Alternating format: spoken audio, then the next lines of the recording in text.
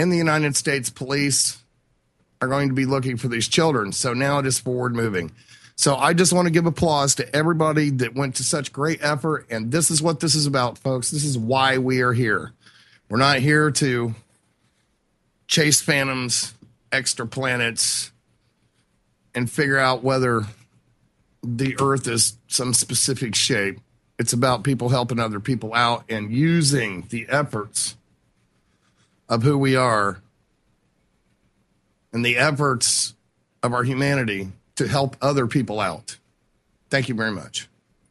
This is Thomas, a.k.a. a Mad Painter. I'd like you to join me Monday nights, 10 p.m. Eastern Standard Time for Open Canvas. Don't forget to bring an open mind. Yes, folks, that's right. Bring an open mind to an open canvas. Again, that is Monday nights, 10 p.m. Eastern. UFOs to government corruption. This is Revolution Radio, freedomslips.com. You don't need to expect us. We're already here. Tune in on Tuesdays at 3 p.m. Eastern, noon PSD, and 8 p.m. in the UK for my weekly shows, Journeys Beyond, with myself, JP. I will be speaking to guests, taking call-ins, and speaking on many, many topics that revolve around the esoteric world behind the world that we see and hear.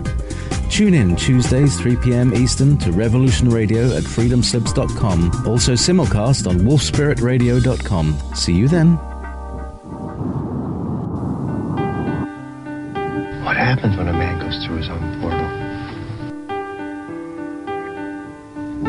Choice is an illusion created between those with power and those without.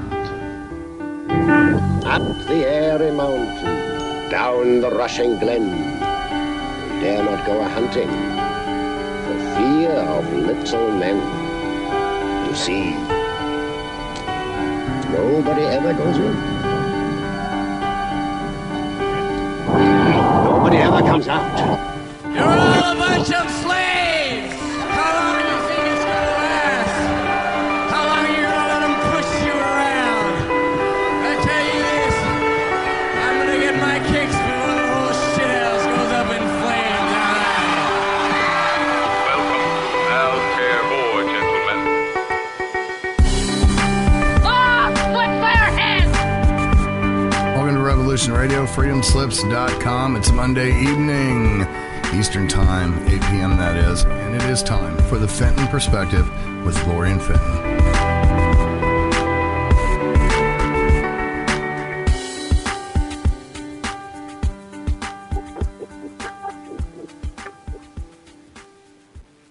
Aloha, everyone, and welcome to the Fenton's Perspective on Revolution Radio at freedomslips.com.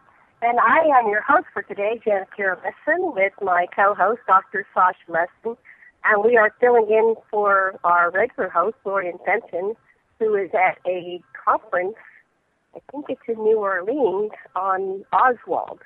So she'll be back with us for next Monday. Today's special guest is Laurie McDonald, and we are going to be discussing experiencers and the 2015 UFO Con, the Experiencer event, which is October 24th and 25th of 2015, this coming next weekend. Laurie McDonald is a clinical hypnotherapist, owner of True You Hypnotherapy, is the founder and organizer of the Sacramento Alien Abduction and Contactee Support Group. She is a graduate of the Alchemical Hypnotherapy Institute of Sacramento and was a teacher's assistant at the Alchemical Hypnotherapy Institute of Santa Fe, New Mexico. Laurie is a graduate of the Dale Carnegie Effective Speaking and Human Relations courses, is a member of the Sacramento Institute of Noetic Sciences, and is on the mental health referral list for organizations such as Opus and MUFON. She has recently accepted an offer as a consultant to the research committee of the Edgar Mitchell Foundation, otherwise known as FREE, and is a team member on the upcoming Fox Channel series Experiencers with an X. Laurie is an ACHE accredited, and has been a certified clinical hypnotherapist since 1995. Her life's passion has been working with experiencers, helping them gain insight and balance. She teaches life skills for self-actualization and personal. And let's see what else. Her website is trueyouhypnotherapy.com. And at the Experiencers Conference, her presentation is the extraterrestrial phenomena. If you've ever had face contact, eye-to-eye contact with an extraterrestrial, know that you are not alone.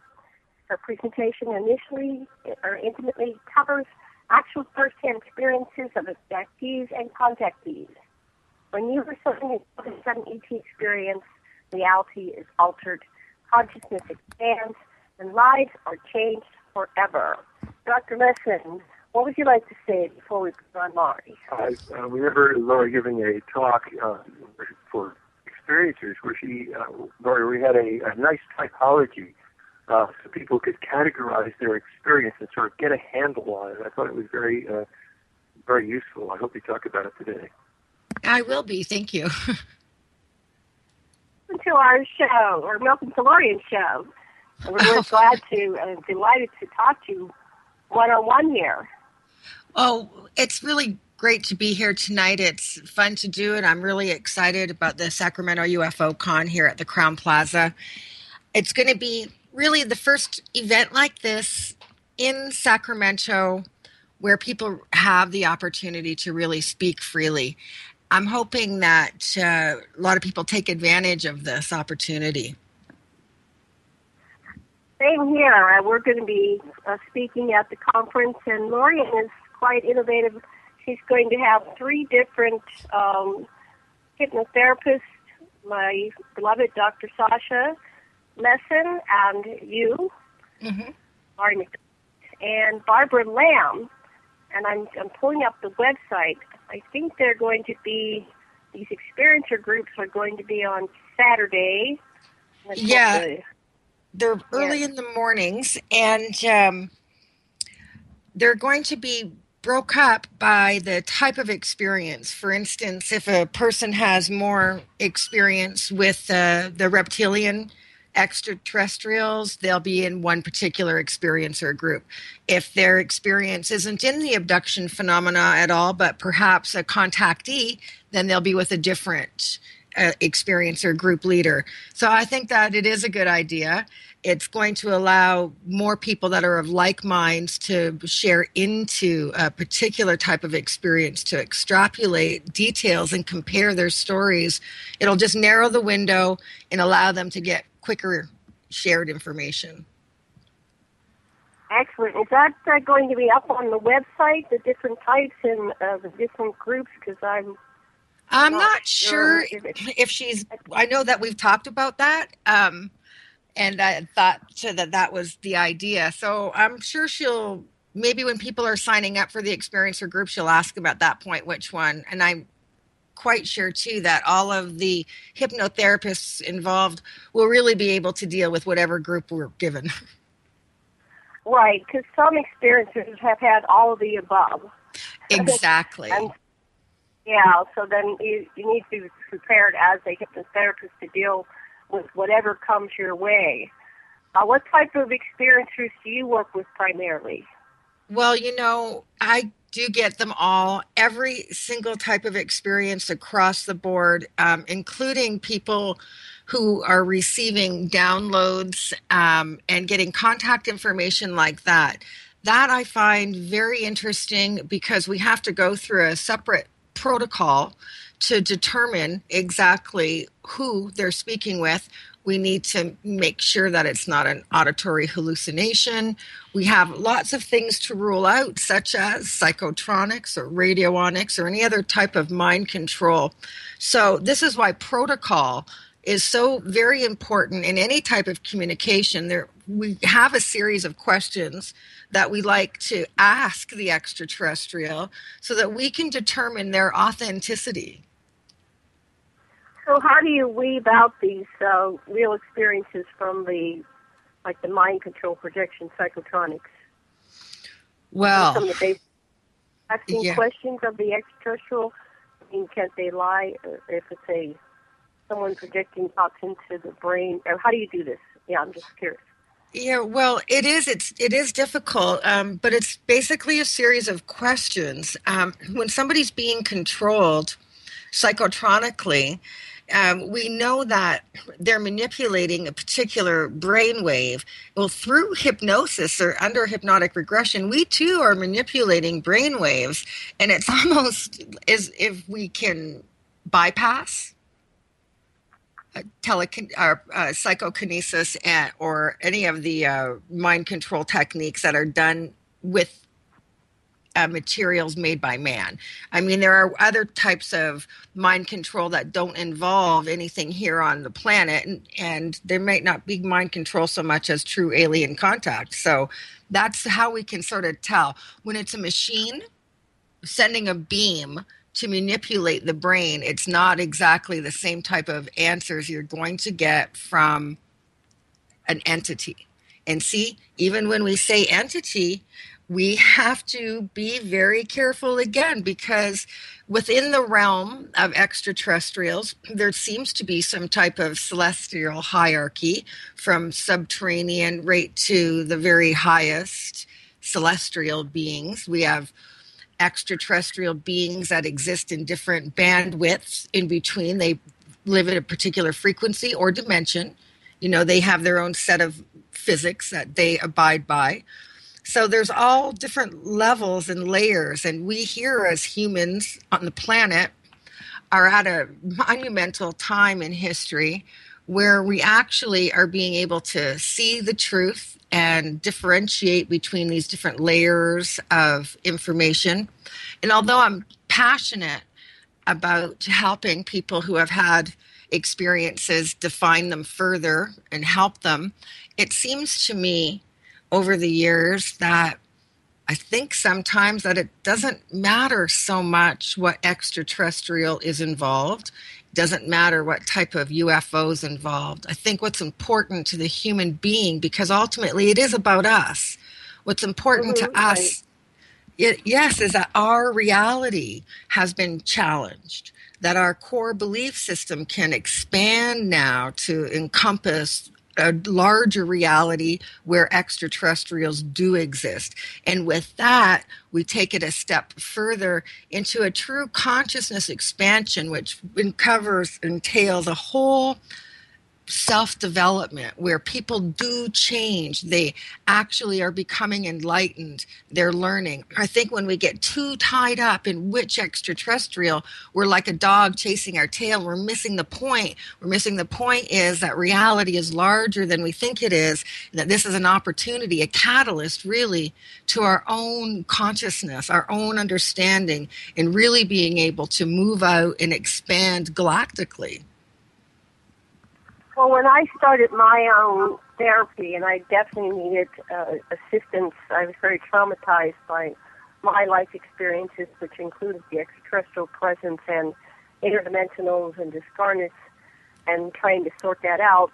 I was facilitated several people during the course of my life, but eventually I was led to Dr. Sasha-Lessin. And what he did was... From my perspective, I don't deal with the ontological or reality status of a person's contacts. I just deal with what they mean for the person, where they came into the person's life, how it fits into the person's ecology. But before I do that, I like to establish that they can move in and out of their parts or subpersonalities and center themselves. And then if a external ET, for example, I'm interested in the part of the person that is receptive to that extraterrestrial. And so basically I don't do anything that is leading the witness, so to speak. I'm concerned with the person feeling all their aspects and seeing how those aspects can be coordinated into a satisfying set of behavior and developing the person's witness. And what I find out about the extraterrestrial contacts is like metadata, but it's so rich. If you, for example, they're being examined on a table, and I say, if you could imagine you were the table and you could speak, and you could speak to the person on you, what would you say to her? When you do these gestalt kind of symboling exercises, more and more and more of the experience opens up, but it's always on the lead that the person gives you with the material they give you. That's how I operate. Wow. Well, that's fascinating. And you certainly, I understand the Gestalt technique. I studied it a little bit myself, and I can see how that can really expand the experiencer so that they can get an alternate perspective, move deeper into what it could mean to them. Right. And another thing that I find really interesting is if there's some symbol, for example, let's say they see an insectoid ET holding them, comforting them and something. You might say, well, imagine that's a suit or a skin, and peel it and see what's under it. And you keep doing that and peel what's under that and what's under that. You'll get all the resonances through that person's childhood, their current existence, their past and future lives. In other words, it's a resonant symbol. And in a way, if this is a holographic universe, there's nothing that really is alien to any of us, and the supposed externals, the biological entities that we call alien, are really, in essence, resonating with parts of us. Oh, I absolutely agree. I mean, I believe that when we look at the phenomena as a whole, it's us attracting them. It's where our mindset is. And I know that sometimes that's difficult for abductees who have initially had negative experiences where they were very frightened. They have a hard time understanding that there's a recovery process that you go through and really learn. But I do think that somehow through our own vibration, our own conscious thought, that we attract a specific type of entity. That's what I find too. It's a law of attraction in action. And when I reflect upon the different incidences throughout my time as I mature and resolve the inner conflicts within myself, I resolve the past issues and my impressions I had initially with the beings that I interacted with. You find things like that are happening with your people that you work with? Well, yes. I mean, and I think that it's evolving as a whole, and the experience eventually, as we grow and learn, they become spiritual in nature. That we have our spirituality changed now, our spiritual beliefs, which now draws a different type of vibration. And for me personally, I was in my late 20s when I think about 28 or so, when I had what I consider the most profound, life-changing experience spiritually of my life. And it's no coincidence that just prior to it, I had done huge amounts of personal healing and emotional clearing work, and found that my extraterrestrial experiences actually went from what I experienced initially were two different types of races as extraterrestrials that looked like the typical gray.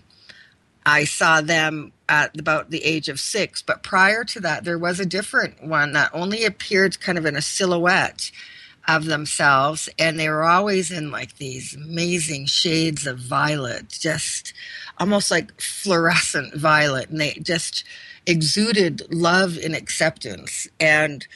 But about by the age of 6, now the grays I saw, I once looked out my bedroom window and saw them walking away with my oldest brother, actually. And he seemed to be walking just like nothing was going on at all. But the thing that struck me most was not that my brother was walking away with, I didn't know what they were at the time because I was so young, but that he didn't have the proper clothing on for winter. So you were worried about him getting cold. Yeah, that's what was weird, that he didn't have a winter coat on, and not that he was walking away with what I wasn't sure were. But, at that very moment, though, that I observed it, the other entity that I've always felt in my periphery, always within my range, was telling me not to get closer to the window. They were telling me to back away from the window. And I did. And I just remember backing away 2 giant steps away from the window, and then going to lay down in bed and not worrying at all anymore about my brother freezing to death, which was my concern just moments ago. So, I mean... Well, I've been working on my PowerPoint for the presentation that I'm doing this weekend, and I was reflecting upon when I was going into a realm which was kind of in a cavern, and I thought it would have been cold, and I'm there in a flimsy nightgown, often because it was in the summer, right? But they had no difficulty, whatever I was wearing. It wasn't too hot, it was too cold. It was almost like they kept the environment perfectly controlled for me whenever I was in their presence, because I never felt, in fact, I remember commenting, wow, the temperature is absolutely perfect for what I'm wearing. And sometimes I would be, semi-nude because it was summer and I might be dressing and wearing basically nothing. It was very hot in Pennsylvania, and especially in August, in the summer. So you think, did you ever get to talk to him? Do you think that they were controlling the environment for him, or maybe other experiencers have reflected upon this and reported to you about the temperature? Well, I know that one very strange incident stands out. It was my mother during her final abduction. She did make one comment to the extraterrestrials that she was with, and she did say that her feet were cold. And then just moments after that, she was no longer on her feet. She was on a table, but that she said looked like an ironing board. So there you go, doctor, about the table there. Yeah, hers looked like an ironing board. And I think that tells you a little bit just about the era in which she had her abductions occur. It was the early 60s. So we just relate things to within our environment. But yeah, so it's true, they do control the environment to a degree, but there's another way of looking at it sometimes too. And I think that some people actually have physical abductions, while others have more of a consciousness abduction, which I would guess we could say they're more traveling on the astral plane. So I believe that there are two distinct types of contact, some which is physical, the very concrete face-to-face contact that we were talking about earlier, and then the ones that people say themselves feel like they're being vacuumed or sucked right out of their own body. And that's a moment or a millisecond of awareness as their conscious self is leaving the body. Well, I've had all the above, and this one incident, I was thinking I was astral. And this was back in the 50s. I don't know why I knew about astral projection or why I was comfortable with that, but there was something sticky on the floor, and I was surprised that I and touched the sticky substance, and I felt it, and it was on my skin. So I wasn't astral, but I had thought I was astral, and that's why I didn't feel afraid, because I knew I wasn't really there, but I was there. It ended up being a physical experience, which has left me more puzzled than anything else. Anyway, so you're saying your mother, this is wonderful. When your mother have a relationship around these stories, she told you her stories. Is your mother still with us, or is she crossed over? Well, actually, today's my mother's 75th birthday, and I know she's listening to the show right now, so I'd like to say happy birthday, Mom. She's in Windsor, Ontario, Canada, so I hope she's having a fantastic birthday. And the story... And your mother was born in 1940, probably. Yes, she is... alive and doing well, and my mother got a hold of me in the spring of 2014. She had seen a TV show that I had been on when I was discussing the extraterrestrial phenomena. I had no idea prior to that she had any occurrences whatsoever, and she had no idea that I ran an experiencers group, researched, was a hypnotherapist, or even one that worked in that particular phenomena. It was just a coincidence, and I was telling her story, her final story, and she was like, "How do you know that? I didn't ever tell anybody. I haven't told my story in 50 years. I wanted to tell. She never could tell it, so she really wanted to tell her story, and she was ridiculed, one by her doctor, her OBGYN, and then her husband. So she shut up, and she just was afraid it to be, pointed out and ridiculed. And it's ironic. It's beyond interesting to me to think of the countless hours that I've spent dedicated to people just like her. That's amazing. I actually had a multi-generational revelation, and I know my mother's and my father's mother, so my grandmother on my father's side, who was born around 1900, back in 1963 or 64, might have been early 64 or late 63. She told me and a couple of her other grandchildren about a major UFO experience. It was right above her porch. She went outside. She was on a second floor apartment, went outside in the balcony. It was tree height. It was like right in her face. I'm pretty sure she had a missing time experience. I was only 10 years old, so I didn't know, what was going on. But I know that she was not feeling comfortable to tell her husband or anybody else. You find that these abduction, contactee experiences happen in families, and is it something about genetics? What do you think is the main reason that they are taking members of a family? Well, I believe the main reason, first off, I think the abductors are the extraterrestrials that are in the gray alignment. I think that means some mantis, the tall grays, the short grays, reptilian, and also a blue, a very smaller, awkward-shaped extraterrestrial. They're your main abductors. These are the ones that are described during the majority of the abduction cases.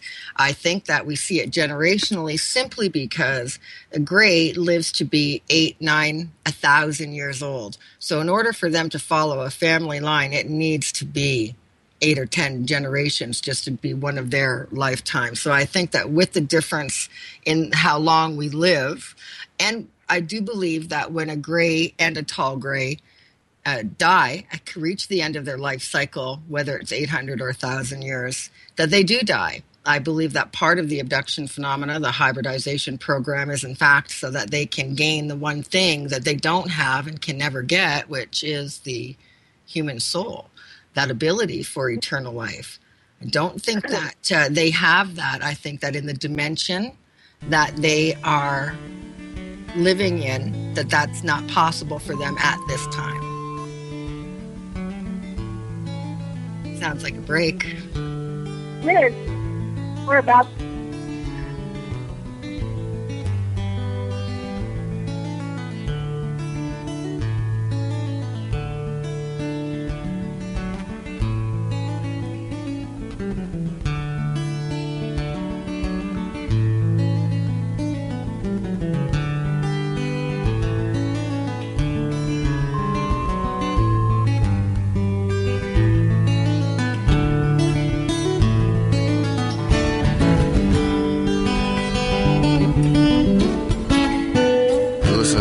Radio at freedomslips.com, and we'll be right back after this message.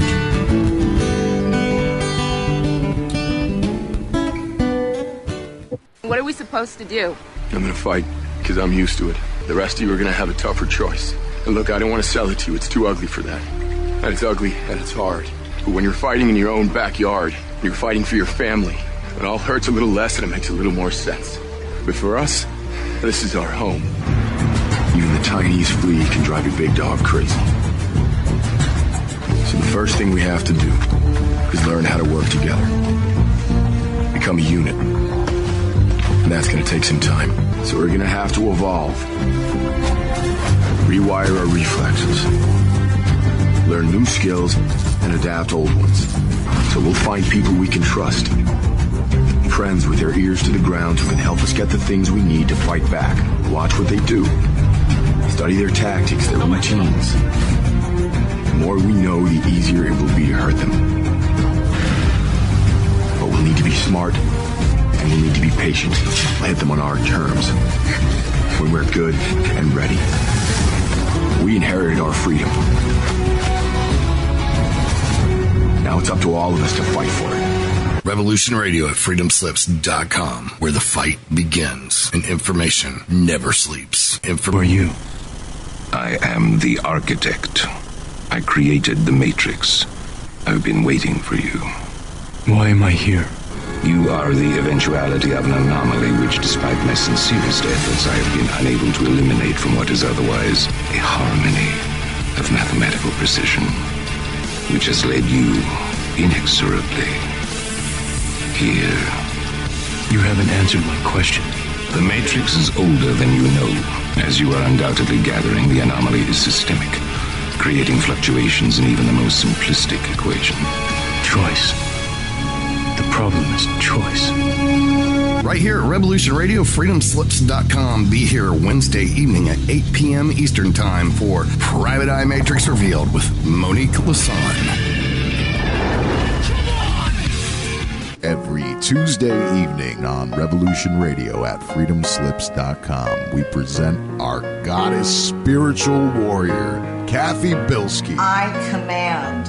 I call to the architect of the universe's divine creators and ask for permission to quantum leap the world in all life forms on all planes and dimensions, seen and unseen, connected with planet Earth, to let us go beyond our known potential into the greatest unknown golden age the universes and worlds and all planets have ever experienced. Kathy teaches the spiritual truth so that you may create a better life and be able to make positive changes for yourself and for the planet. She helps us remember that we are not powerless, but very creative spiritual beings having an Earth experience. Time to quantum leap into the age of divine enlightenment and let Kathy provide you with the tools of knowledge you need to awaken spiritually. That's the Quantum Leap Show. Let Light Unite every Tuesday at 10 p.m. Eastern on Revolution Radio, Studio B.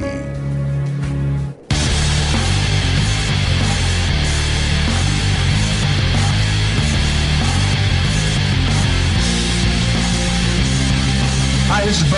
And this is Rocco. And the Bo and Rocco Show is here to offer insight into legal and lawful remedies. Our goal is to remain free and help others remain free in an ever-increasing police-like state. With the help of our guests, we try to answer questions such as what went wrong and what can we do about it. So tune into Revolution Radio at www.freedomslips.com Wednesday nights, 10 to 12 p.m. Eastern Standard Time to listen to the Bo and Rocco Show. You don't need to expect us. We're already here. Revolution Radio.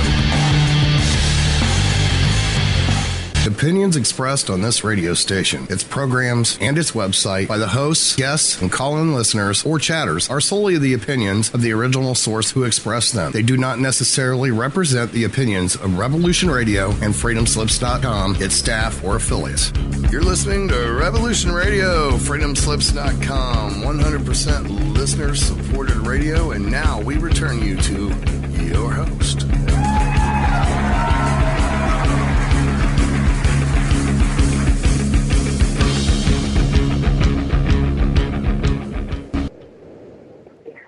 Hello, everyone, and welcome back to Benson's Perspective on Revolution Radio at freedomslips.com. And I'm your host, janet-sasha-lessin, with Dr. Sasha-Lessin, and we are filling in for Laurie and Fenton. And we are here with our very special guest, Laurie McDonald. And before we went to the commercial break, we were talking about the gray extraterrestrials. Dr. Lessin, you have something to say about the grays? Well, just that there have been mixed grays, MyLabs, and others all in the same experience, and you're experiencing in general. Right, and we've been blessed to have a number of researchers on our show, plus I've been researching grays for quite a while because I've had experiences with grays off and on all of my life, and just wanted to, I think what we were getting into, and we'll go back to this in just a moment, is the negative aspect of the gray experience. There are several authors like David M. Jacobs, who wrote a negative summary of the gray experience. Nigel Kerner, I had him on our show. We had him on our show about a year ago, and he wrote Gray Aliens and the Harvesting of Souls, a Conspiracy to Genetically Tamper with Humanity. That was a theory about the Greys do not have a soul, and they're trying to get a soul, and that's why they take humans. There's also Lawrence Spencer wrote a book called Alien Interview about Errol the Grey at Roswell, and he was saying that this is a prison planet, and that Grey said that they were basically immortal, that they have these avatar doll bodies. So she wasn't worried that they didn't really kill her when they destroyed her avatar. It was much like that movie, The Avatar. They didn't really kill her. They just wiped out her avatar, and she could just generate another one. So that's another theory. Let's see who else. Of course, John Mack was worked with the Sasha-Lessin, and he had a more neutral, positive. Bud Hopkins, of course, goes back to the beginning of the phenomenon. And in my personal experiences, they were kind of neutral. It seemed to me they were just kind of like the delivery system. They took me to and from my bed, or, kind of like the tour guide, but it was to and from the experiences, which were the important part of the journey of the night, not just, it wasn't about them. That's my perspective, though. So back to you, Laurie. We left with the Greys. What would you like to say about the Greys? Well, I know that there are over 22 different species of Greys. So there are 2 main Grey alignments, not including the tall Greys. And that within those, some of them do actually have a spiritual evolution. So you're going to see a variety of experiences. But again, the ones that are on that spiritual path, that particular evolution, are not the abductors, because there's nothing for them to take. The Earth herself is a garden planet in a series of garden planets. It's a beautiful planet in a third dimension on purpose. We're here to feel consciousness. We see time is slow in the third dimension. It's fixed. We can't move back. We're just here and now, and we can project to the future. We can see forward, but we can't go back or forward at this time. Greys know that. They create these stories and try to beguile and manipulate humans into feeling that they are special, chosen, that their DNA, that one person's DNA is going to save a whole race of what, at the same time, they're telling us are superior, technically advanced beings. Yet, they are unable to create without our assistance. So there's some idiosyncrasies and illogical thought processes in some of the information that we get from them. Basically, it just doesn't make sense. So we have to look more into the psychology of the Grey rulers. Yes, of course, the ones, now I'm not sure about the Roswell ones in particular, but I'm familiar with, they were stating that they were consciousness encapsulated inside of a dolly that limited them to physical motor skills that were within their realm. If they were there to fly the ship, then that's all that they did. If they were there to transport, then that's all that they did. So they would have a specific, they sound more droid to me, but that does sound more like a droid to me. And again, a species or a race that is of a superior, more advanced, evolved consciousness wouldn't probably crash a ship into because of a magnetic shift on the planet.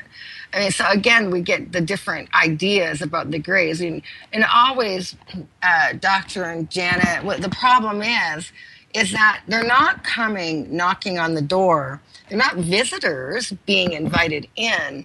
They're coming in at night or through a wall, or taking a child or a scared adult, levitating them through a wall or a window or into the sky. This actually harms people psychologically, as you know, and they are left questioning their reality. Is this true or not true? Can they tell people? It changes lives. It affects lives. So it's very difficult for me, who have seen so many people suffer and recover, but suffer nonetheless. It's difficult for me to believe that the ones, the Greys coming, are altruistic. I don't see them acting in an altruistic nature. But there are many, like I said, different species of. That's just an easy body to encompass. I mean, we're no different as humans. We're just light embodied entities as well. Hue is an ancient Egyptian word for light. We use that word in English today to measure different hues of light. And man is short for manifestation, or to come into the physical. And a human is simply a light embodied being, and our body falls, our consciousness is eternal and continues as well. We can come in and out of the body right now at will. Anyone that's practiced any type of. That I interviewed, one of the whistleblowers that I've interviewed is a reincarnated gray into humans. And so that was the first I've heard that. But then I heard more stories about, that we're not limited to a certain form, and that souls can go into extraterrestrial forms, and some souls have simultaneous existences in more than one planet, more than one vibratory frequency or dimension. Have you encountered those types of things? Oh, but what happened? Well, the point about this whistleblower is he said that the craft did not wreck. It wasn't brought down. That was impossible based on the propulsion system. That there were two crafts that landed, and they were delivering one to Roswell and to 4 other locations around the Earth. And the one that they all got back 4 co-pilots and 2 crafts, and so the 2 from the first craft that they were delivering went and got to the second craft. The second craft was a newer model, hot off the assembly line, and it blew up of its own accord by some kind of malfunction. And so that was that story, and I went, well, that's interesting. And they claimed that they have one at Pine Gap and 5 different locations. And the claim was that they were here to be like a Trojan horse, and with the 5 strategic locations around the planet, they basically could cover the whole planet with their monitoring system. So I thought that was very interesting. But I can see a little bit of truth leaking through that. I do believe that at some point during that era, there was agreements made with an extraterrestrial that did set the power imbalance on the planet and create some type of monetary. But prior to that, of course, we've had religion did that already. So when they started tithing and taxing, they started changing things. But people, the ancient alien believers, say that there were extraterrestrials on the planet at that time too. But originally you were asking about the multi-dimensional experiences. Yes, there are many people who, first off, are uncomfortable being human and don't believe that Earth is really their true nature, their home. And they feel forlorn and lonely, and they do desire to be elsewhere. And they do believe that part of them exists and has other experiences living simultaneously, multidimensionally, because your spirit can do that. And I think that although I don't have the greatest understanding of advanced physics, I think that when we're not dealing with any physics at all, because I think that's possible. I think our only physics that we know here is limited and linear. And when we look at things in space, that's not linear. And we have to just change how we view things. And I think that it's possible that we can have a multi-dimensional experience. I will tell you that I've had one very, very strange experience where in a rather lucid dream, I ran into myself, another version of me, and I saw myself completely, and I was shiny, and I ran up to me, very strange, I ran up to me, and she told me, not right yet, just wait, be patient, and then she said, I gotta go. And funny, as this was happening, it happened like in an airport, and it kind of represented the astral plane to me, like I had run into another version of myself that was having some other experience for sure. I don't know how to really explain that. I'm not sure it's terribly common to begin with, but it is an experience I had that will stay with me for my entire life. I'll continuously question and wonder exactly what that was all about because I have no way of knowing for sure yet. Oh, that's why I have to be patient. Josh wanted to say something. Oh, just that we do know as far as friendly, and I'm not sure, but I call them gray. Of course, when they die, their bodies turn gray. But in 1947, after most of the Nazis had fled to the base under Argentina and then to their base called Neuschwabenland under Antarctica, there was basically a big Nazi base there and ETs, and they sent Admiral Byrd from our fleet in 1947 a tender to seaplanes called the Pine Island and lots of Marines and everything to try to get the Nazis that had done that. The rumor was even Hitler was in this base in Antarctica. The Brits had tried to seal it off, but they had been wiped out. And so they sent Admiral Byrd with a full-on convoy. And out of this cavern entrance flew hovercraft from the extraterrestrials that were allied with the Nazis. Well, until were really, our army chiefs were just felt we're through. They shot Byrd's plane down. They sunk the Pine Island. Byrd retreated. However, the ETs that had been snooping on our Los Alamos nuclear facilities landed, and they crash landed actually. And there was a mechanic who survived this, but he showed them that if you went in the craft, they could still contact their mothership that was around, and they wound up having an exchange. And then we got this information from the Defense Information Agency release of 25 years, and it's really well documented, and also a whistleblower from MJ12 told us about it. We sent 12 Americans to live on their planet, which was called Serpo in the Zeta Reticuli group. It took them about 8 weeks to get there. They stayed there for 11 years. 4 of them stayed there the rest of their lives. Some came home. And they, in the meantime, sent us an ambassador in exchange who helped us develop the hovercraft so that the Nazis didn't take us over. And they also sent a technician to help with that. And so we've had our clandestine military has had its hovercraft for some time now. And what's really been happening is that the government has deliberately tried to confound people and even use my lab's disinformation abductions as a way of hiding the reality that we've been in cooperation with extraterrestrial races for a long time, and that our government has even allowed the abductions and the bravo underneath Dulce that the many extraterrestrials are using. At least that's what I've been reading. That's you, Laurie. Yeah, well, I definitely believe that the government is well aware. And, part of me absolutely would like the disclosure embargo to be lifted, the truth embargo to be lifted so that there is disclosure on the extraterrestrial presence on the planet.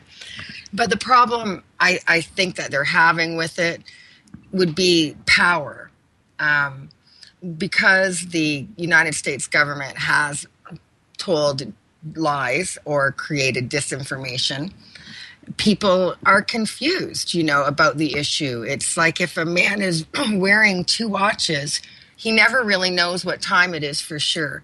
And so when you have a government, continuously feeding 2 different sets of information, deliberately throwing the people off, and then stating that any of the information that they have regarding extraterrestrials is a matter of national security, then we're only going to assume that it's a threat. Otherwise, it wouldn't be a matter of national security. So it's an effort with free to perhaps catalog or somehow, I know we're not going to give out names, reveal people's identities, but this whole field of extraterrestrial contact is very confusing because we've got all these stories that are coming out and not all of them are congruent with each other. But I don't want to throw out anybody or anything just because it doesn't fit into a box. I saw that happen with previous researchers. I even talked to John Mack back in the late 90s, and I had a My Labs experience with humans and extraterrestrials, 3 different extraterrestrial species, actually 4. And he wanted to throw it out because in that time, in the late 90s, they were still just talking about grays. So what can we do about all this? Because you're working with all these experiencers, Dr. Lessin and I have been doing it, Yvonne Smith and Laurie McDonald and all these. That's why I tried to create these specific categories that can generally define either the experience with a particular extraterrestrial or either the experience has commonality or the experiencers have commonalities. Some of the commonalities among experiencers is blood type. We see an Rh negative blood type in experiencers over non-experiencers. So we see physiological commonalities within experiencers, and then there's the experiences. We have the whole abduction phenomena, but then we have all of these people, myself included, who have had what can only be called some type of co-mingling, where I really do feel that I was privileged in a sense to be able to share information where I did get a glimpse into an ecology or a feeling, glimpse into a whole way of life. It's a contact experience like none other. I had, other people are having fantastic, beautiful, loving experiences. And speaking of categories that get knocked out in research, I do see that myself too. It's very unfair. And really, it's kind of controlling what little information we have. And you can't really do that. We have to include all experiences, regardless of, how popular they are. But what a very unpopular experience right now is extraterrestrial sex, where I have a handful of people that I'm working with who are experiencing extraterrestrial sex. Now, I think that there's got to be a problem with this somehow. That even though like I said, I have 5 different people, so I can't really not look at this, but I think that it's a type of manipulation, because in experiences themselves, we see the experiencers are being, abducted either for some type of harvesting of genetics or whatever we know about that, or it's psychological, where they have these experiments that are on the mind. They're about fear. Different scenarios are thrown at them, and then they feel like they're being monitored on their emotional reaction to them.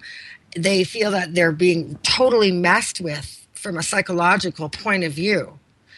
We have experiencers experiencing physical pain as part of testing and torture. It's hideous. We have all of these different little areas where they don't fit into the big, picture of it. And so then we have to look at our verbiage, the terms that we're using when we say extraterrestrials and entities. If entities are to just, define discarnate beings or beings without bodies, then that type of entity now can be an interdimensional, therefore some type of extraterrestrial. And when we look at things in those terms, we see that now people put them into categories of, good and bad, evil and great, and they have to look at terms of entities as being demons, and some being so altruistic and loving and beautiful that they come across as angelic. People don't like to talk about demons. They don't want to hear that word. In the abduction phenomena, we see that people do, freak out, and they think that they don't know. They question, was it a demon? felt like one. They were terrified as if it were one. They were hurt as if it were so cold and callous that it could care less about what physical pain it was doing to the human.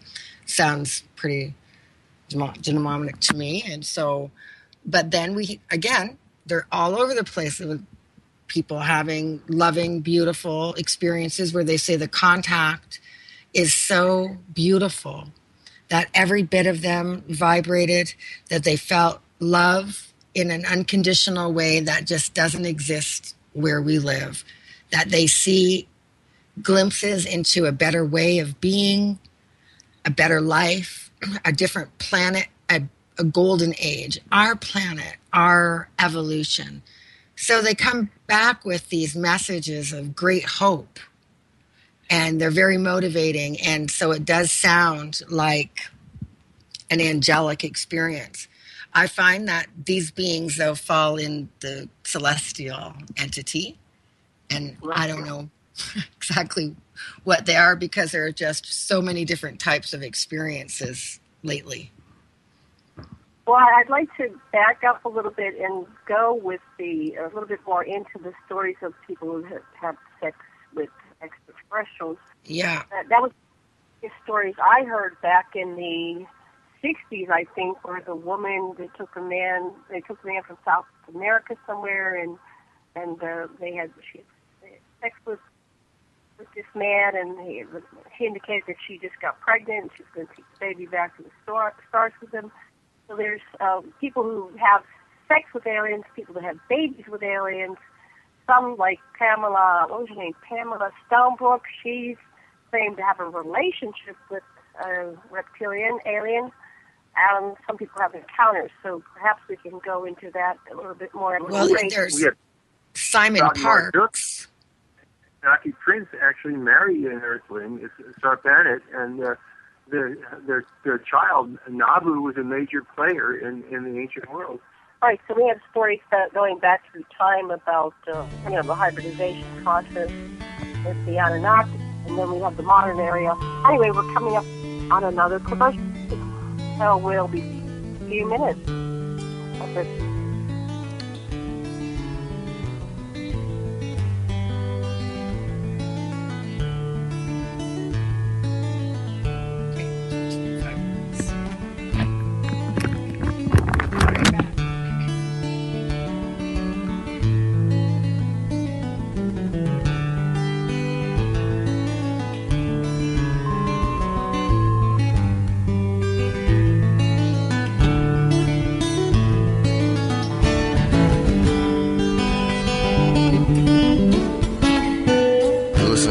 Radio at freedomslips.com. We'll be right back after this message.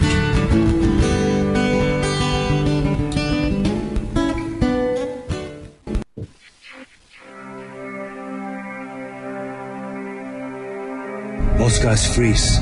That's your cerebral cortex looking for an answer it doesn't have. See? Even your brain knows you're screwed. The body's filling with adrenaline right now, whether you know it or not. The heart's beating faster. It's getting a little harder to breathe. The neurobiological system is telling it to run, but your knees are too weak to move. Fear is not real. The only place that fear can exist is in our thoughts of the future. It is a product of our imagination, causing us to fear things that do not at present and may not ever exist. That is near insanity. But do not misunderstand me. Danger is very real, but fear is a choice. We are all telling ourselves a story. You're listening to Revolution Radio at freedomslips.com. 100% listener-supported radio. Reporting to danger. Unafraid. Right here, where information never sleeps. Revolution Radio.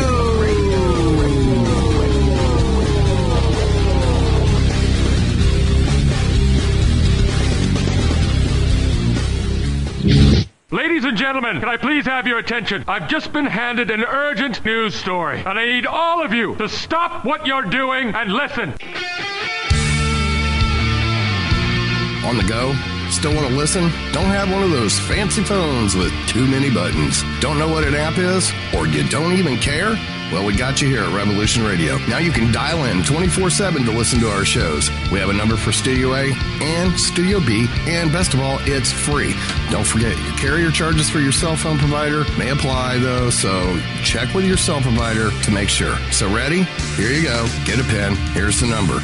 Studio A is 712-432-6958, and Studio B is 716-748-0112. Thank you very much for listening to Revolution Radio, freedomslips.com, the #1 listener-supported radio station in the world.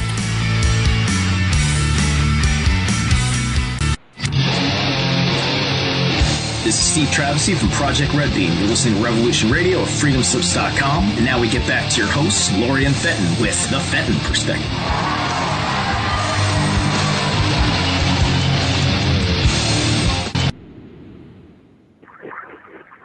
Aloha, everybody, and welcome back to a Fenton Perspective with your temporary co-host, janet-sasha-lessin, and Dr. Sasha-Lessin with Laurie McDonald as our guest.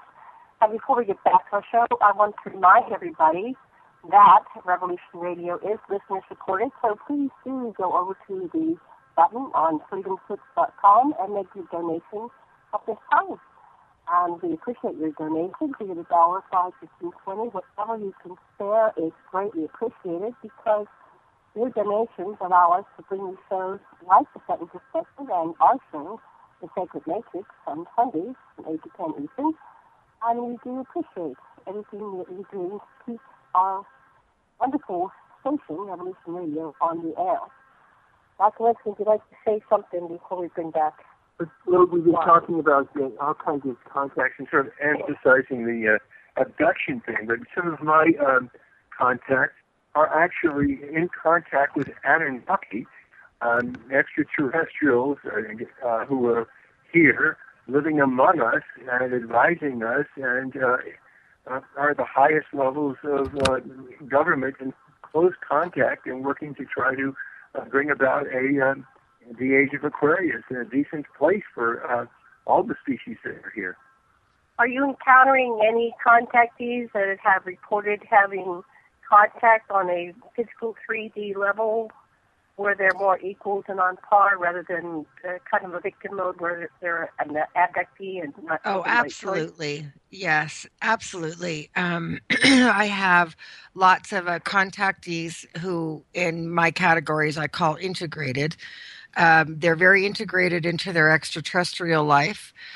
They're taken aboard crafts, and they have duties. They work, they interact, and they have had lifelong experiences. In fact, some of these people, these particular contactees, even recall being brought on a craft as children, or somewhere, they say. School in the sky, actually, is what a lot of them said, and it's where they developed certain psychic abilities. Some of these people believe that they were chosen early based on their ability to both send and receive telepathically. So these kids, later, as they grow up, now they become these contactees, and you'll hear them express their experiences in terms of galactic starships, or they work with an alignment that's for the betterment of the planet. A light alignment is what they'll say. A lot of them claim to be Pleiadians as well. So, yeah, I understand that is a very integrated extraterrestrial experience where they feel like family, because maybe they are. Or maybe they are. And the haploid group B is they even have a certain subgroup within the Rh negative. Oh. Tell us what would that say? Well, Michael Lee Hill is an example. He's the current embodiment of Enki. He and a few other people have this blood type, and it's found among the Iroquois Indians. About 1/4 of them have this particular blood type, which is an Anunnaki blood type from the old days in Sumer.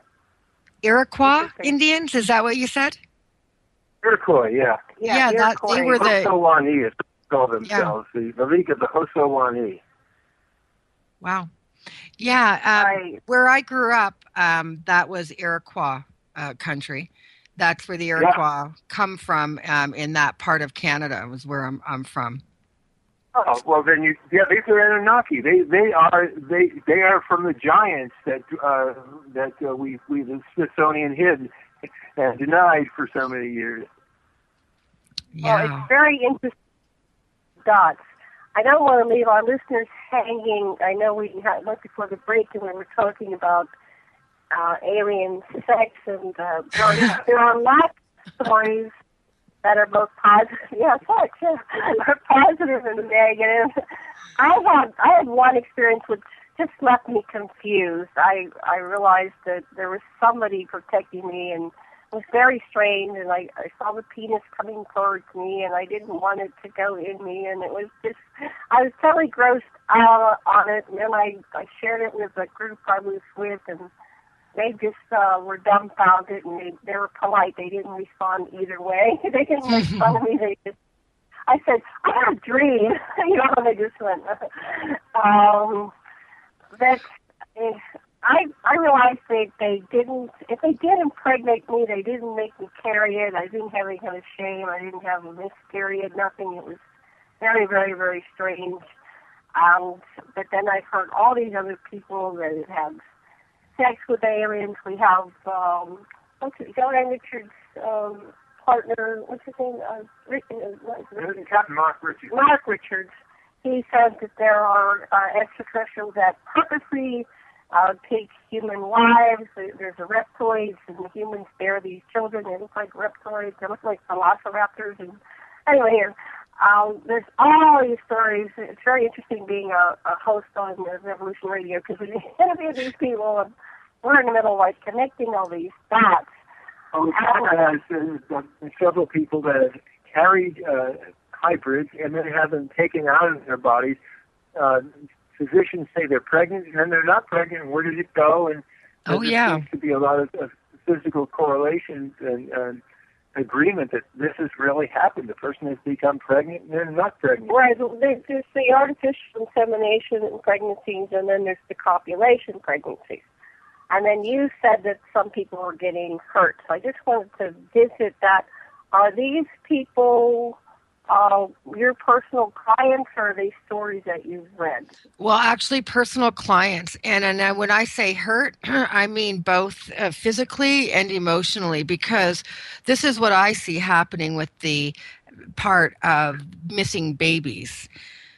There comes a time when the woman begins to wonder about that child and now can accept the fact that whatever did happen, that's half her baby. Because these women remember being brought on a craft, they remember being in a type of nursery, they remember nurturing different types of alien babies, some disgusting to look at, some they were just repulsed, others that were so tender with very pink skin, but would then have kind of like a little strange elephant nose, so to speak, or a little trunk. And so it would be all these different looking, some very reptilian. And so always in the background, there were the presence of the tall grays and the short grays whenever these women were brought to the nurseries. But this is the problem now. They're evolved. They've come to terms with their extraterrestrial interactions, and they want their babies back. Mm-hmm. They're half human. They were taken. They are a life. And a life with what? What about the human side? Our very ability to love and nurture is what promotes our growth. And we don't know. And so they suffer emotionally with wondering, does their child feel them, or do they need them? What's happening to them, or who has them? All of these questions come up. That's the emotional hurt. On the other hand, myself had a very negative, in the end, gray experience where I became 100% awake and lucid from that state of paralysis. And I was thinking that I was psychologically prepared to handle such an ordeal. And I was calm. I was very well grounded. I started to ask questions and they tried to talk over my head so that I didn't understand. I guess they were speaking to themselves. But eventually, and in a flash, a taller gray came with a needle about the size of a chopstick. And when it came at my lower left abdomen, and I'd already said no several times, and I'd already said several times that you were hurting me. This is hurting me. This is hurting. They didn't seem to care. They continued.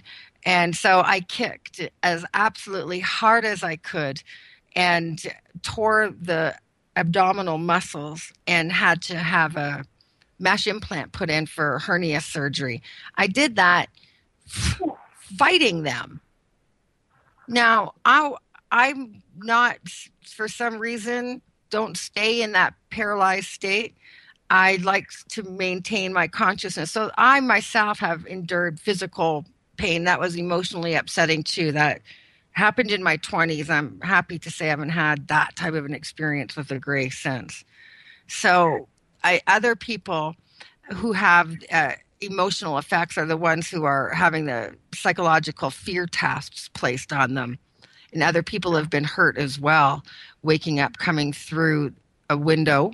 You're half in, you're half out, and you struggle. You feel weird pain in the body. And sometimes these bruises last for days or a week. And they're painful, very painful. So, if they're just doing their job, then one, get better at it. Two, learn a little protocol, all right?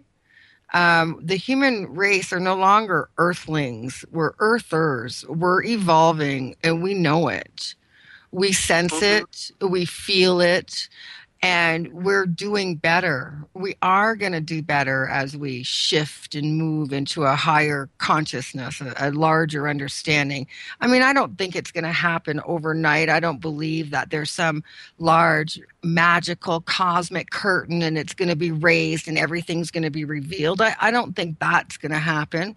But I do think that people are coming into their personal empowerment, having the ability to practice equanimity, being strong and calm in the face of chaos or things that they don't understand, and be able to make the right decisions.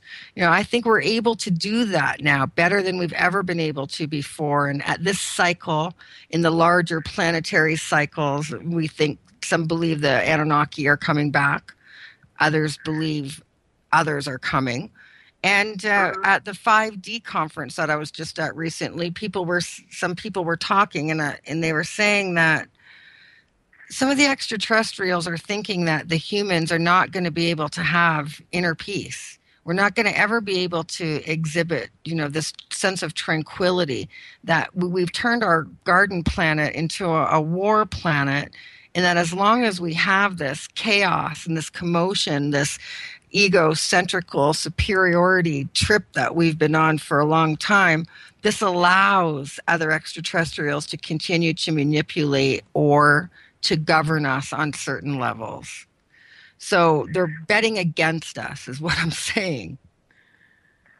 Now, I don't believe it. I do believe that the human race can and will do better. I think that, like our NASA scientists are telling us, the third dimension is falling away as we know it. That, in fact, we're in the higher aspect of the third dimension, shifting into fourth dimensional consciousness thinking, and that will be a shorter amount of time, and that we will move into that fifth, where we have this ability to be completely telepathic, where we have instant manifestation of our thoughts. at this moment, not everybody on the planet is able to have that type of personal power. They don't have the emotional control it takes to have that. And we may still be warmongers in that area. But there are many who do have that ability to exhibit it. And we are shifting there, and that is what's happening. And not only do the spiritual and the UFO communities tell us, but our own scientists are telling us that the universe is expanding. It's growing or changing as we know it, and we're going to change. The planet is going to look the same in the fourth dimension as it does in the third. What will be different is how we think, how we perceive, and that will change the energy completely on the planet, moving it from fourth eventually into fifth. I know that that's eventually what will happen. That's what the whole extraterrestrial phenomena is about. All of these different things that poke and prod our reality and our consciousness and our belief systems are just showing us that we can be open and receptive to believing these things, and we can handle them, and we can accept what we really are, our true nature, our humanity, our ability to live even without a body. Right.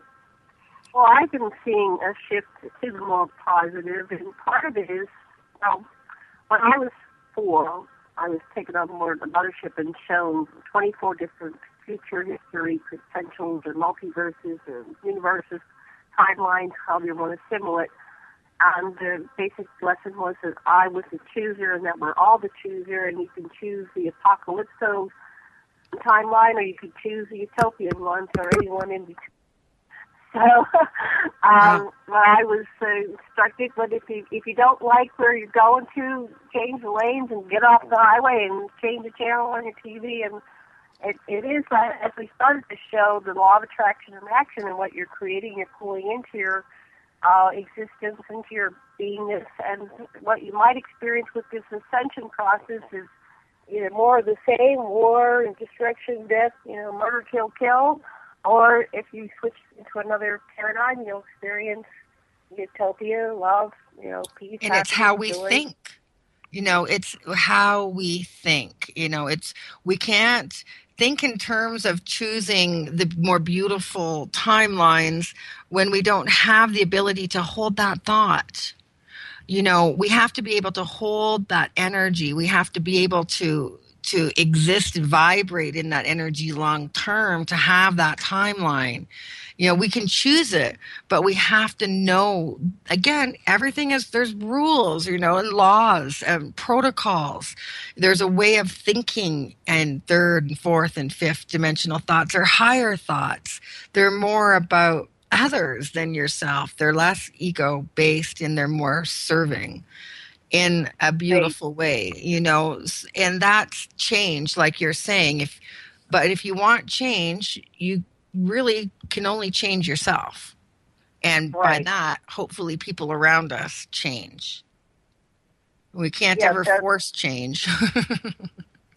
A lot of people were talking about being more in service to others to self. We speak 51% in service to others, and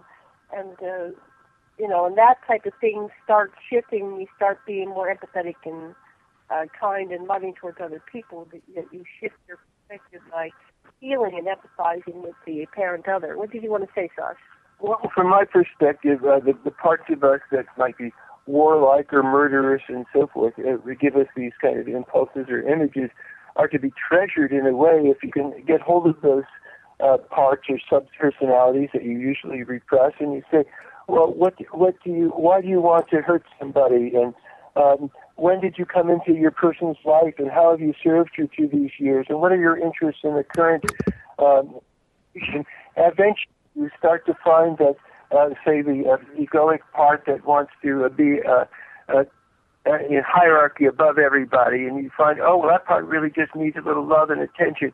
And it's of interest, for example, that the murderers in the Munich games who killed the Israeli athletes, the ones that they flew on, who later on became married and had jobs and families and so forth, were no longer interested in being terrorists. And so I think that the way to start, as you say, is within, but not to try to peel off parts that are difficult, but rather to try to find what their deep egocentric and world-centric contributions are, and this ultimately be able to accept and work things out with everybody. That's how I look at things.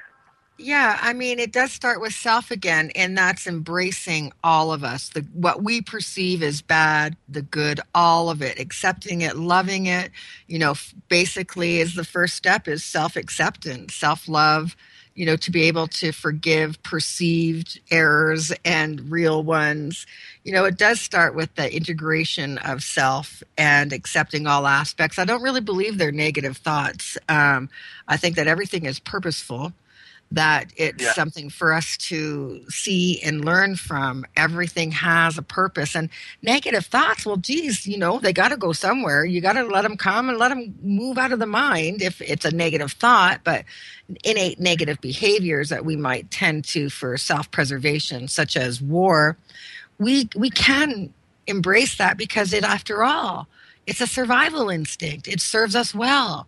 But it just doesn't have to do it every single day, right? It can calm down now and relax and retire.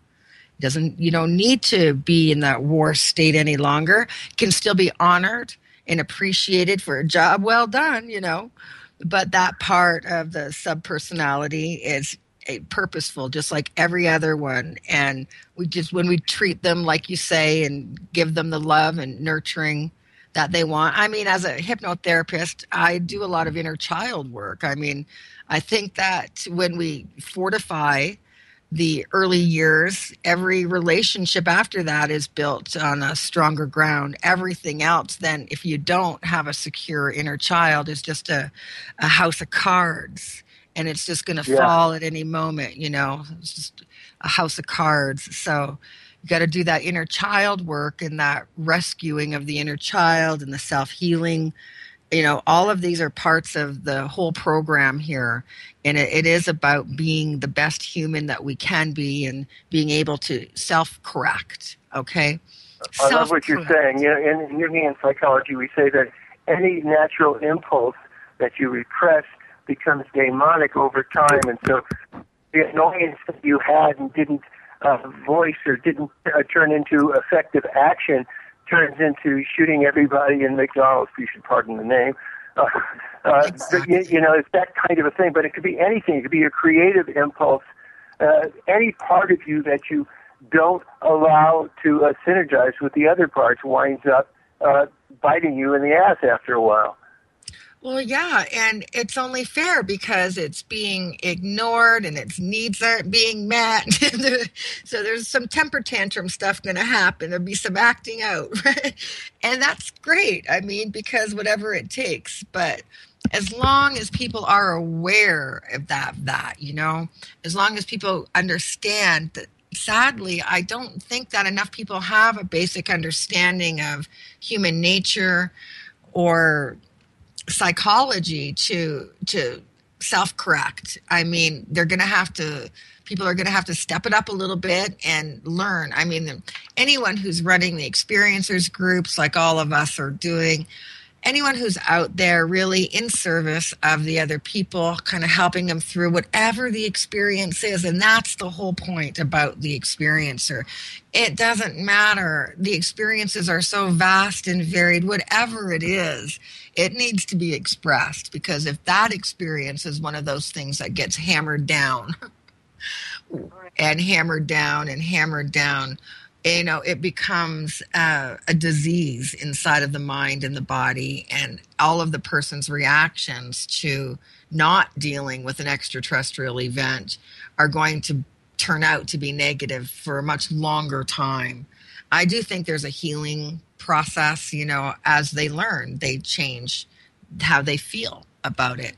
I can't help but be grateful for every experience that I've had, no matter how frightening or different or beautiful. I'm grateful for all of them because each one has challenged my sense of reality or my belief system and has allowed me to become introspective and learn and then help others. I mean, geez, how much luckier can you get? Right, it's a motivator. Yeah, I want to, we've got about a half hour or so remaining. I wanted to touch on the reptilians. I know Laurie wanted to talk about us to talk about reptilians. I was interviewed for a movie called Don't Mention the Reptilians by Chris Turner and Elephant in the Room Productions, and that was supposed to be out quite a while ago, but he gave an update, and he says that he's got like 4 or 5 movies, but he started out thinking it was just a simple thing, and it would be done in a 90-minute film, and he said it could turn into a whole series.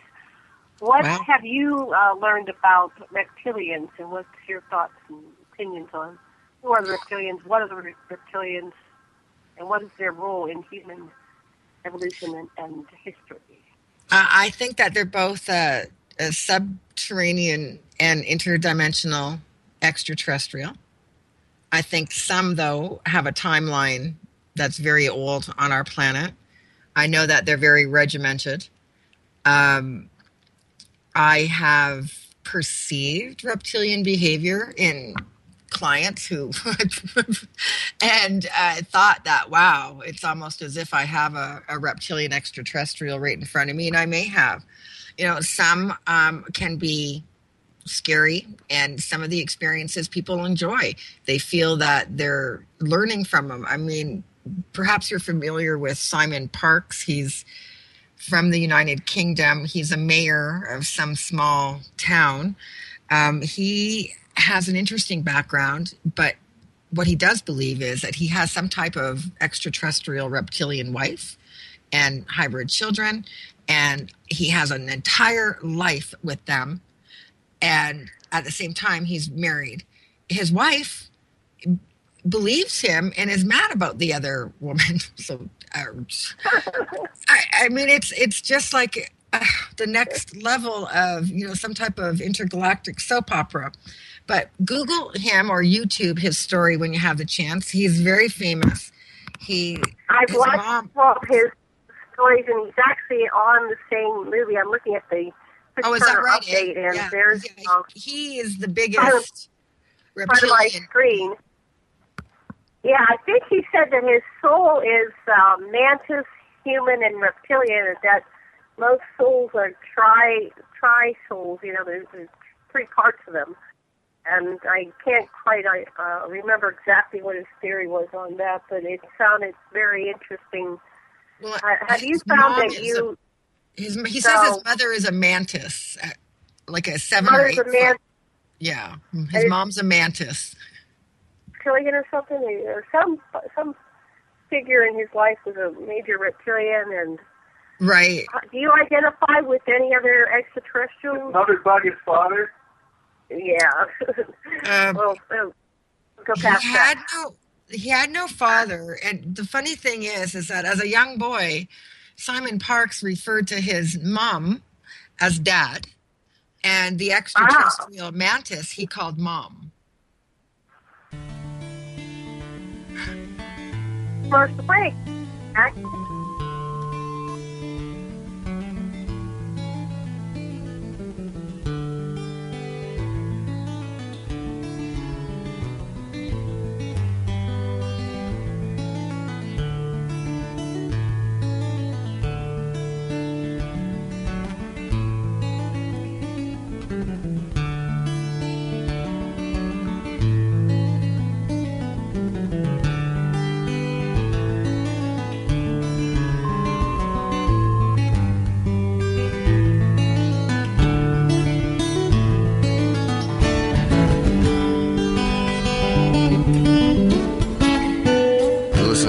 Radio at freedomslips.com, and we'll be right back after this message.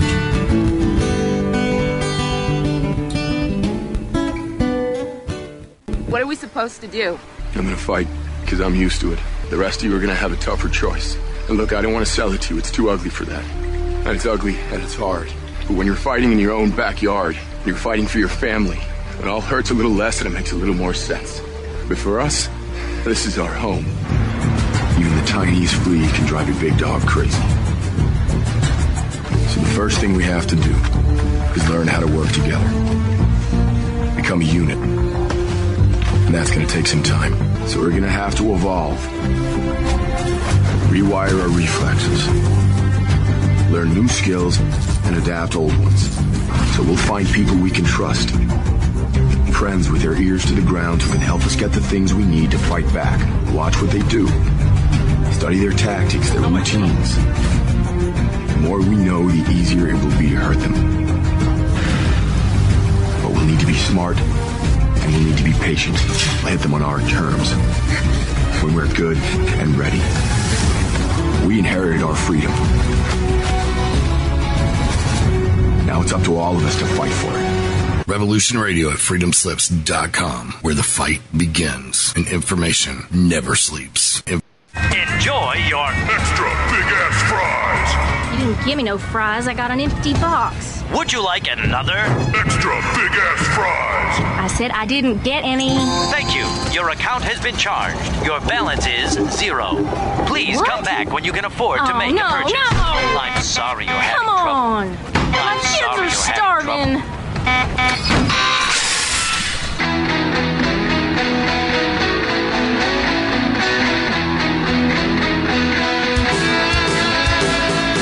Thank you for tuning in to Revolution Radio. Here at Revolution Radio, we believe in freedom of ideas, freedom of speech, but above all, we believe in freedom of existence through self-reliance. This station is 100% listener-supported, and as a fundraising promotion, I have a kick-ass free gift for a $100 donation. 35,000 seeds. 25 years in the freezer. Long-term storable, 54 different varieties. So if food prices go crazy, the shit hits the fan, or if you just want to save tons of money every year by creating your own food like I do, grab our seed pack special. Just look for the banner on the homepage at freedomslips.com. Don't be a statistic. Don't be part of the problem. Be part of the solution. We need, as humans, to start taking care of ourselves and not depending on the megacorps to provide unhealthy, nasty food. Included in this package is also a DVD with 900 survival and off-grid living documents and the offline home canning how to do everything website all on the DVD. So when you're growing all that food, you know how to can it, store it, preserve it, etc. with all these documents. So thank you for tuning in to Revolution Radio at freedomslips.com. I hope that you will pick up this package and start learning to be free. Revolution Radio, freedomslips.com, where information never sleeps and freedom is one seed that needs to be planted.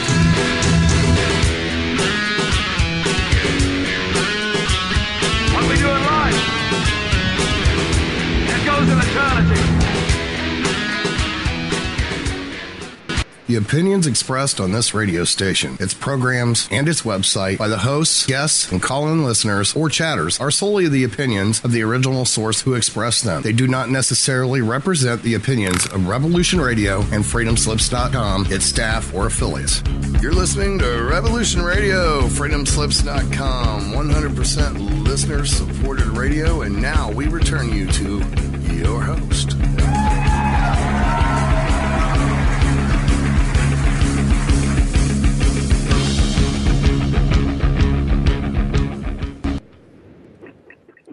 Aloha, everyone, and welcome back to the Fenton's Perspective with your host, Janet-Sasha-Lessin, and Dr. Sasha-Lessin, filling in for Laurie Fenton on Revolution Radio at freedomslips.com. And our special guest is Laurie McDonald. And we have about 25 minutes left in the show. Wanted to pass the ball back to you, Laurie, and see if there's anything that you want to talk about in the remaining time that we have. Well, I think that it's important to say that among the experiencers, for those that are still needing help is there. For those that are taking their experience further and are now initiating contact and becoming contactees, there's help for them too. Protocol, a way of understanding, way of interpreting, way of identifying the extraterrestrial or entity that you're speaking with, and that it's okay to explore these things, and that, in fact, the Sacramento UFO Con Experiencers event is the perfect place to come and share with all of us and all of the other speakers that are going to be there. I think, too, that it really is going to be about consciousness. I think that the one thing, no matter what the experience is or who it happened to, they're all affected consciously. Their consciousness is changed. They're different than the people who live next door to them if those people are non-experiencers. They are changed in a way. There's no going back. I mean, once you understand and accept that perhaps there's far more extraterrestrial interaction on our planet than we're aware of, and the abduction phenomena is just a small part of it, that's true. And we do have a current number that said the reported abductions on the planet are 280 million. That would be based on a 4% value system of the Earth population. Now, I asked my group, and I have about 100 or so members, how many of them had reported their experience, and I believe it was 2. So if we look at the numbers that are unreported, there is a phenomena happening. And however the experience is being interpreted or translated into the human psyche, something is happening. And it's up to us to take the responsibility. I mean, we've all been in this sort of state of karma, learning cause and effect and becoming aware of learning. And now we're moving into more of a state of dharma where we are taking responsibility. And now we're choosing the directions that we want to go to, that we are able to learn our lessons and move on. Whether the Anunnaki or whatever extraterrestrial comes back and claims to be our savior, I hope that the response from people is, thank you, but we've grown enough to learn how to save ourselves. And if anyone created us or takes responsibility for co-creating, they could only love that. You can only love that, because what all good parents want for their children is for them to be able to grow up and be socially conscientious, independent thinkers, taking responsibility for their own actions. Then we know we did our job. So we don't need to be saved, okay? We need to learn how to save ourselves. And with that, we can start a global conversation. I have to say that it should start with women. I think, no offense, but I believe that women ultimately are going to have to say, listen, this is the Mother Earth. We are a primary resource on this planet because we are the ones growing the human beings inside of us. That there's going to come a time where we won't give birth to soldiers, but to sons and daughters. And that, they're not going to be regimented into some army for some other agenda. That we'll be able to live as humans, thinking as humans, expressing as humans, and not being pulled into this boxed time loop thought of success in terms of money. And, we're the only species on the planet that actually has to pay to live here. We shouldn't have. Right. So who do you think is the top of the all-seeing eye pyramid that's in control of our reality and basically breeding the soldiers you talk about? And I don't think that at our core that we are a violent species. What we've been researching is that the Anunnaki came here and they saw this species that was releasing other animals from the cages. And that was the species they decided to use for the hybridization process, because the Anunnaki lacked that type of empathy. And the next step of evolution is to have a species that is more connected and more empathetic and kind and loving. So that's part of the story that we've been researching. However, there's this faction that propagates war. You're looking at the primary candidates for our 2016 election, and every single one of them says, based on this and that, I will go to war. And where are the people that say absolutely positively, I will not go to war under any circumstances? So, Foster, you have something to say? Oh, yes, I do concur with. I love the way you expressed that, Laurie, and you too, Janet. But our makers, the Anunnaki, wanted us to do better. Their society was almost destroyed on the planet Nibiru by nuclear war. They brought nuclear war. They bombed Sodom and Gomorrah and the Sinai. Their fallout blew all over Sumer and killed everybody there.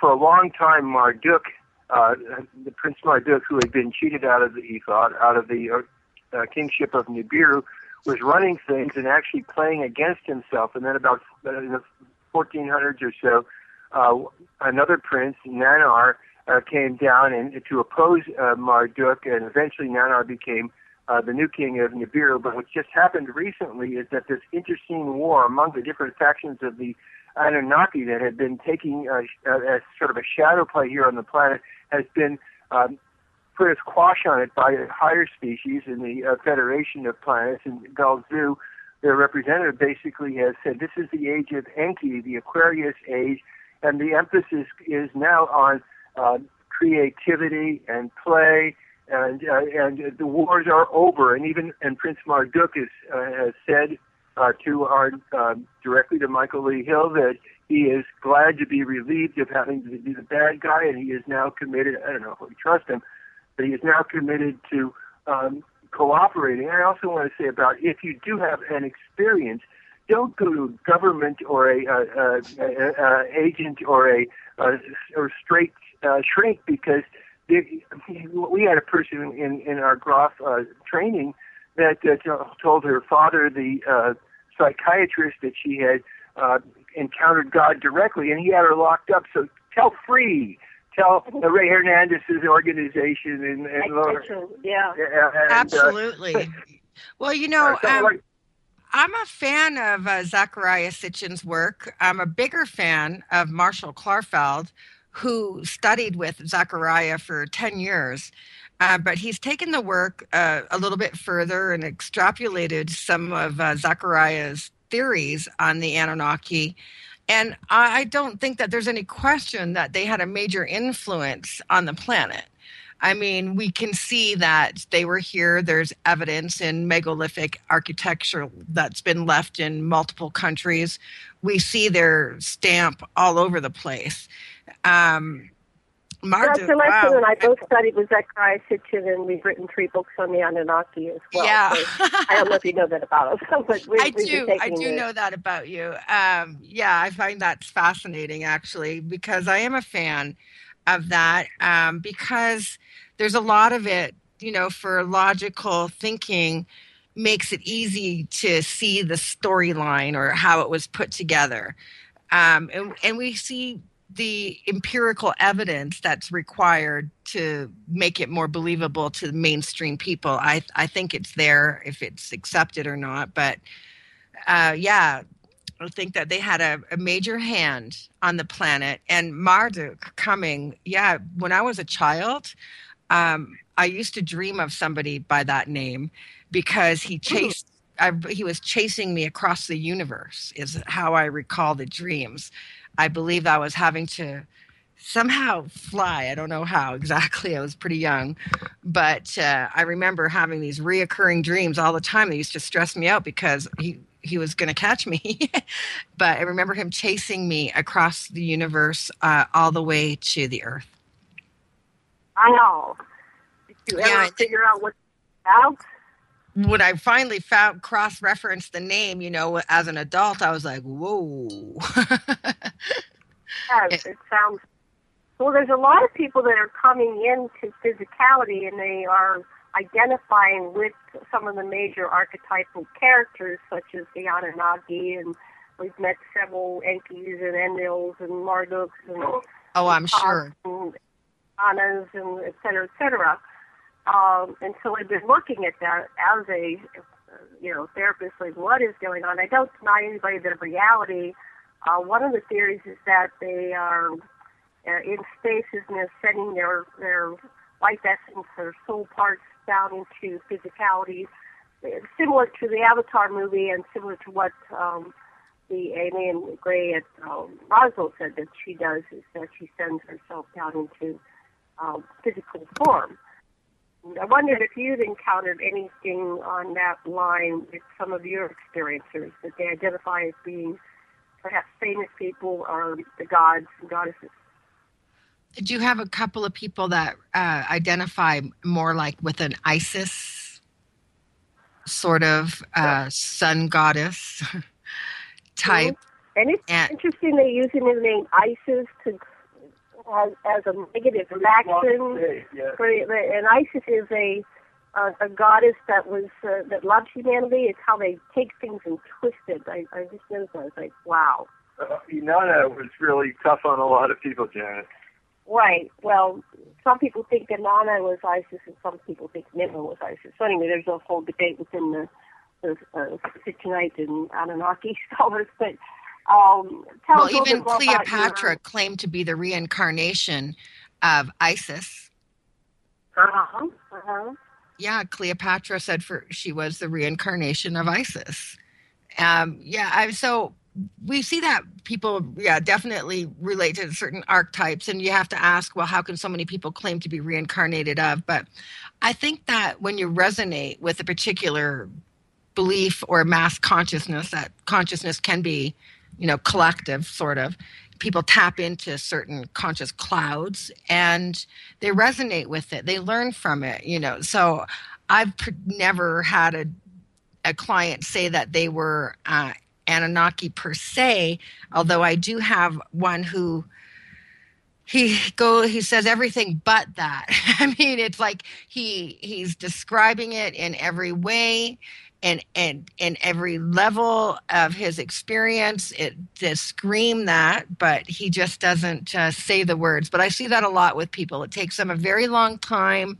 They'll say the entity or the figure before they'll start to say, a gray or a blue or a reptile. They'll say, it's kind of like this or like that. It takes people a while to be able to sort of pinpoint, or say it for some reason. The whole expression of the experience is bottled up in a lot of people. And even when they're given an opportunity to express, they still sort of feel reluctant to use words like, Anunnaki or a gray. I find people who have experiences that are with Pleiadians and such, they have no problem expressing it. They're all about saying, they're Pleiadian, and that they're, from a light faction of extraterrestrials, in that their intention is the same thing, that they're here to help. They have the same type of story, that their planet suffered some type of natural or unnatural disaster or both. And they're trying to prevent us from making those types of errors. So we see that there's another race of the Andromedans also claim that same type of storyline, that they're here and working with people on Earth and bringing people on crafts to do the same thing, to make sure that we don't make the same mistakes that they do. So I do hear that sort of a version of it more than, particular identification with an archetype, a goddess or god or Anunnaki or any one of the royals. There's a couple of different royal bloodlines. Sort of massive contacts, like the Virgin of Guadalupe or the crop circles, where they have in binary code, which actually says Enki, Ea, and this is Einstein's theory, E equals MC squared. And the Ranchi book and other records of contact actually said that the crop circles are the same thing that the Anunnaki made for each other in the ice of interspace. And it's part of their signal systems. And when you take the crop circles and you make them three-dimensional, they give you toroidal structures that actually show you how you can enter bubbles of heavy gravitons and all kinds of mathematical possibilities for anti-grav craft, and it's there. This is a form of contact, extraterrestrial contact, that's right there, and it's there in the ice and there in the crops. Wow. Now, the crop circles, that's very interesting. I was talking to Patty Greer recently. She's the filmmaker who's made multiple 6 or 7 movies on crop circles now. And she has filmed them being made, or has film of all types of different crop circles. And she thinks that they're giving messages as well.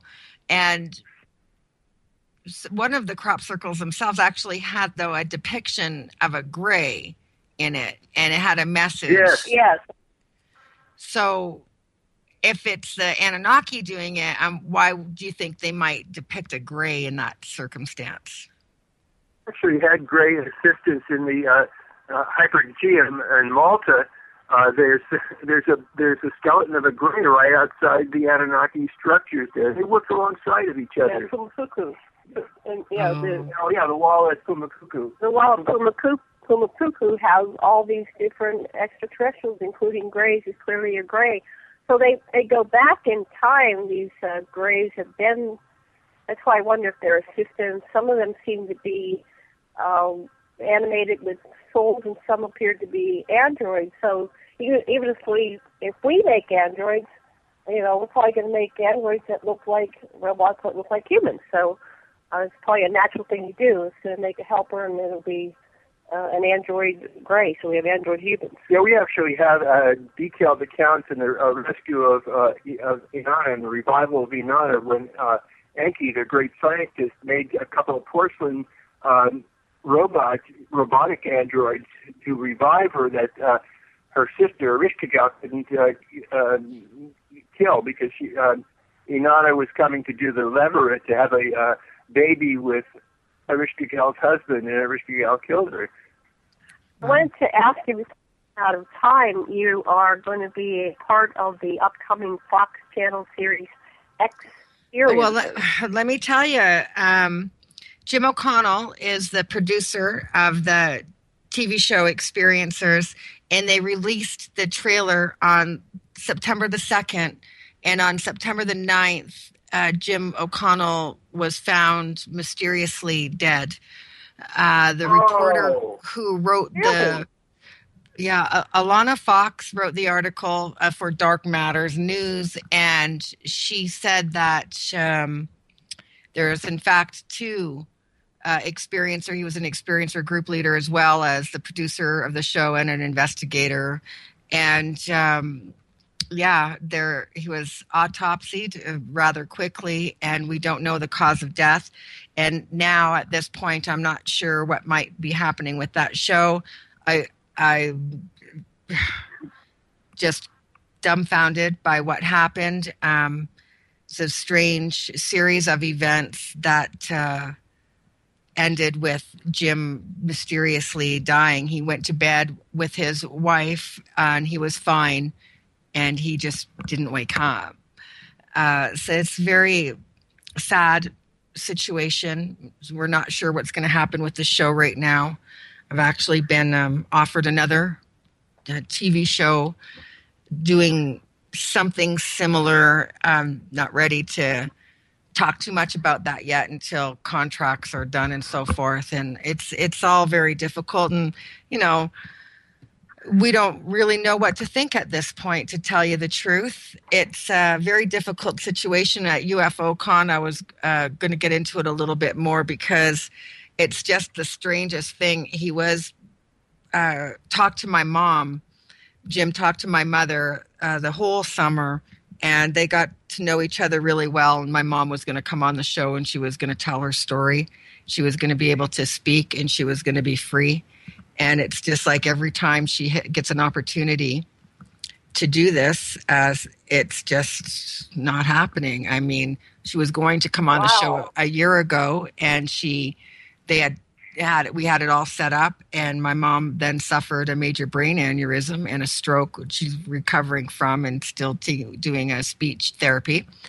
I hope that continues, because my hope is that she's able to come to the Sacramento UFO Con second annual Experiencers event next year and tell her story for herself in her own words on the stage. In fact, it's our story, but I would like her to be there. Right, it would be great. Well, it's very bizarre. It doesn't look like he's very old.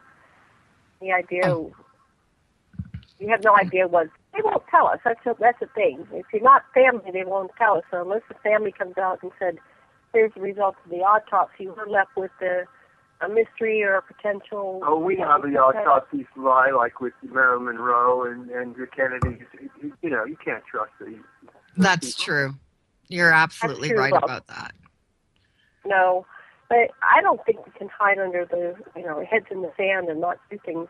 There's all kinds of things happening on that line. I don't know why some people get taken out, so to speak, and I think if you really look at it, we're all being murdered. 100 million people a day die that could otherwise be saved by the technologies, including physical immortality that already exists. And so we live a very short time here, and for me, it's just I got to do what I can to change this paradigm, because if I don't, I'm going to come back in it anyway, and it's just same old, a lifetime after lifetime. Well, I think it's the subculture of answers, and there's... Looks like we're piecing out here.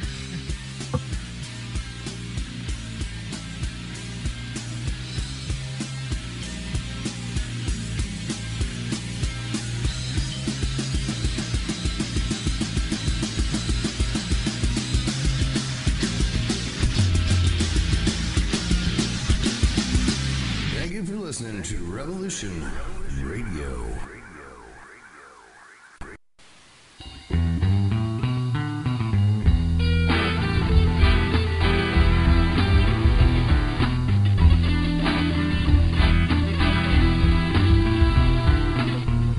It's once again time for Ohio Exopolitics Radio with your host, Mark Snyder.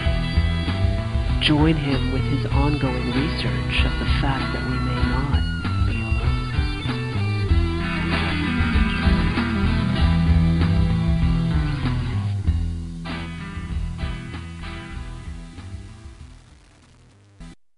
Enjoy your extra big-ass fries. You didn't give me no fries. I got an empty box. Would you like another? Extra big-ass fries. I said I didn't get any. Thank you. Your account has been charged. Your balance is 0. Please come back when you can afford to make a purchase. No. I'm sorry you're having trouble. Come on. My kids are starving.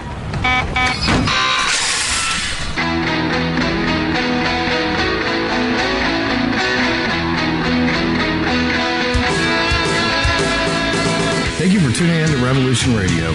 Here at Revolution Radio, we believe in freedom of ideas, freedom of speech, but above all, we believe in freedom of existence through self-reliance. This station is 100% listener-supported, and as a fundraising promotion, I have a kick-ass free gift for a $100 donation. 35,000 seeds. 25 years in the freezer. Long-term storable, 54 different varieties.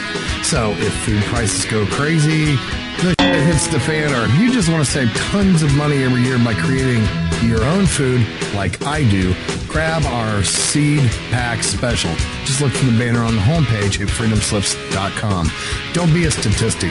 Don't be part of the problem.